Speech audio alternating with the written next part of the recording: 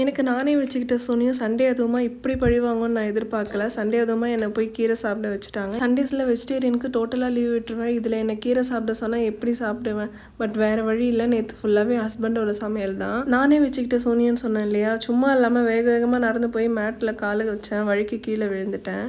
கையில் ஒரு சின்ன கட். ஸோ அதனால் தண்ணியில் கை வைக்க முடியல என்னால். அதனால் ஹஸ்பண்ட் தான் இன்றைக்கி ஃபுல்லாகவே சமையல் பண்ணாங்க. வீடியோ எடுக்கணும் அப்படின்னு சொன்னனால வீடியோவுக்கும் கொஞ்சம் கோஆப்ரேட் பண்ணி இந்த மாதிரி பண்ணுறேன் அப்படி பண்ணுறேன்னு சொல்லி பண்ணிகிட்டு இருந்தாங்க. பருப்பு போட்டு பாலக்கீரை கடையில் பண்ணிவிட்டு சைடிஷ்க்கு வந்து சேப்பங்கிழங்கு தான் பண்ணியிருந்தோம். எப்போ நான் இந்த சேமக்கிழங்கு எடுத்தாலும் பண்ணுறப்ப கொலன்னு ஆகிடும், எனக்கு சொதப்பிடும். பட் ஆயிலில் போட்டு ஃப்ரை பண்ணும்போது நல்லா வரும்.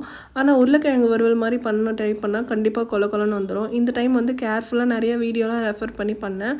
மசாலா வந்து நான் போடும்போது எப்போவுமே கொஞ்சம் தண்ணி ஆட் பண்ணிப்பேன். இந்த தடவை ட்ரை மசாலாவாக போட்டேன்.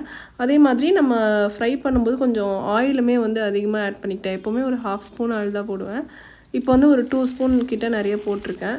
ஆனால் இது வந்து சிம்மில் வச்சு எனக்கு பண்ணுறதுக்கு ஒரு 1/2 அன் ஹவர் கிட்ட ஆச்சு. பட் டேஸ்ட் வந்து ரொம்ப நல்லா வந்துச்சு.